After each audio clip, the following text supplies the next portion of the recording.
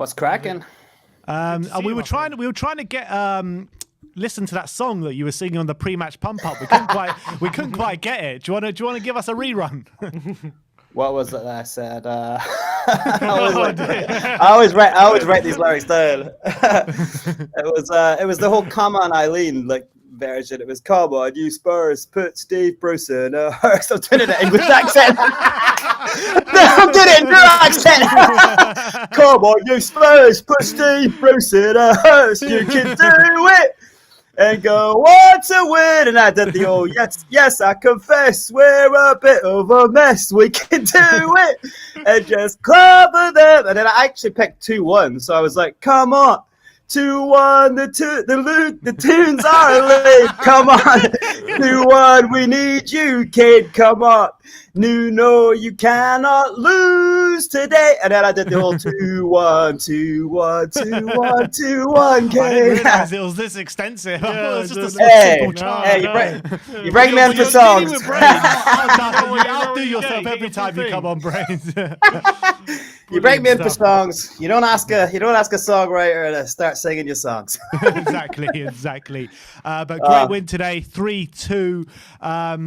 But Eric Dier, let's just talk about Eric Dier for a second, because me personally, I thought he had a great game up until that moment.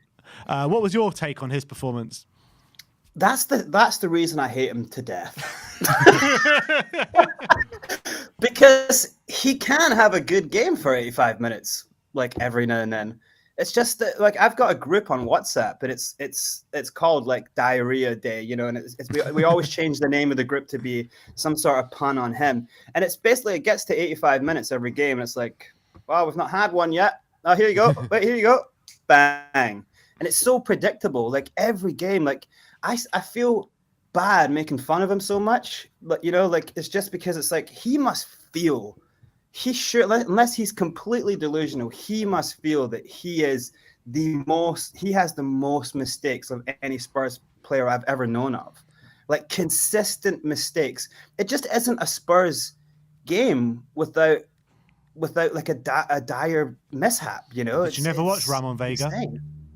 Well, there you go. Yeah, there's a couple players, but there's always going to be a few. But yeah, just for him, it's how many seasons now consistently? Last season he was kind of confronting it. So even he does know about it. He knows what the fans think.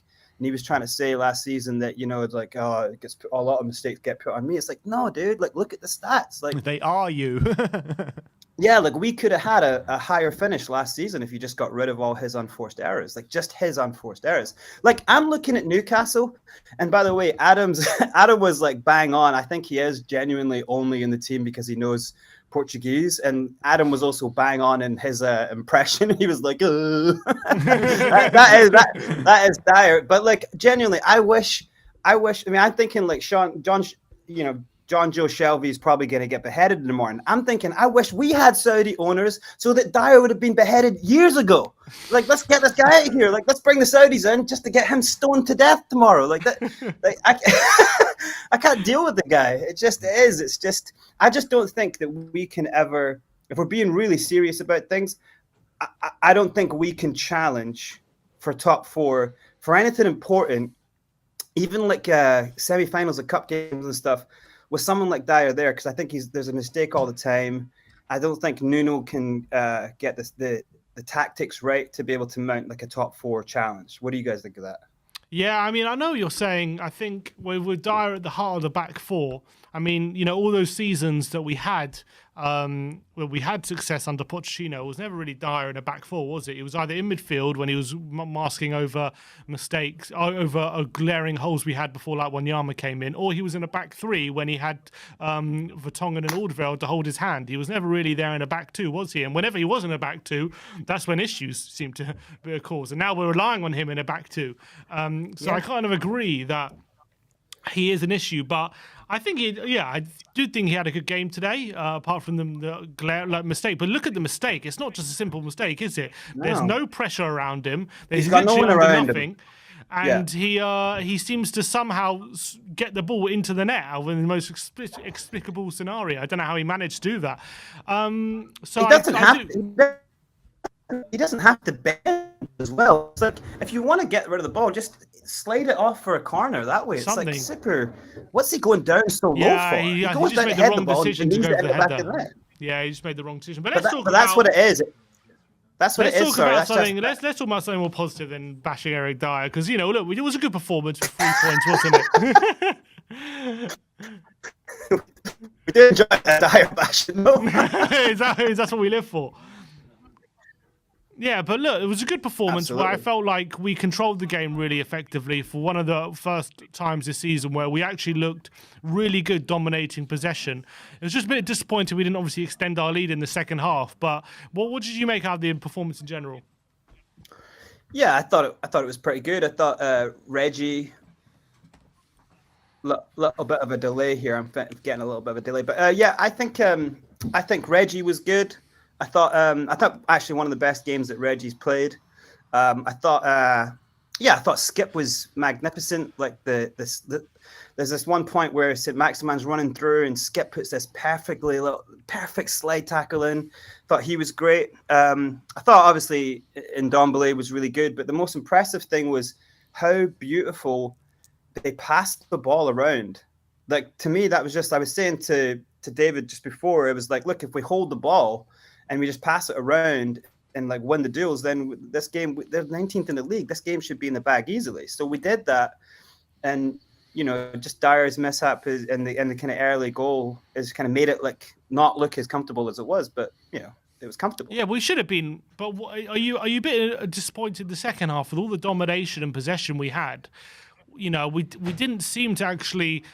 Put them to the sword really with any sort of serious chances created or anything like that. And I know the goal came out of nothing, but it should never have been 3-1. I'd say it should have been 4-5. And maybe Nuno might be a bit disappointed, not just by not scoring the fourth, but like in the second half, we didn't create too many great quality chances where you thought, oh, you had to score there or anything like that. And that'll be a bit disappointing, won't it? And this is when you need a manager who's going, oh, okay, look, it's cool. They've got control of the game. The game's in control. That's when you actually sometimes make subs. That's when you've got players on the bench who are good players who you have to also consider their form. You can't just keep them on the bench and keep them not playing. You've got to consider their form. So you've got Emerson, who's played really recently, and you can see at times they were all right. Him and Romero, they were good. But it's like, look, the game's under control. Let's bring Tanganga on a right back. Let's give Rodin a go. Let's concentrate on their form as well. And then let's bring in Gill and let's get Gill will want to make something happen. So let's try to make something happen. Let's try to get a little bit more urgency and try just finish this game off. 4-1 and the game is just dead. And then you can kind of, do keep you uppies in the halfway line, but it was a bit for me. It's just a little bit like, oh, this is Nuno just going, keep it there, like managing under steady, like, steady. Yeah. Yeah, that's it. He's just like, oh.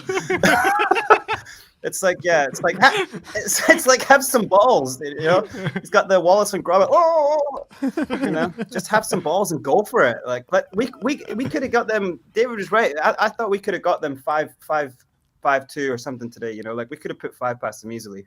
That could be a nice new nickname for Eric Dyer, Wallace. I like that. That's brilliant. Well, him and Sanchez, Wallace and Gromit. Yeah. Yeah. Brilliant. All right, Brains. Always a pleasure, my friend. And we'll see you next No worries, time. guys. Always good to speak to you, Brains. Love having you on. Absolutely. Come on, Spurs. Come on, guys. See you later.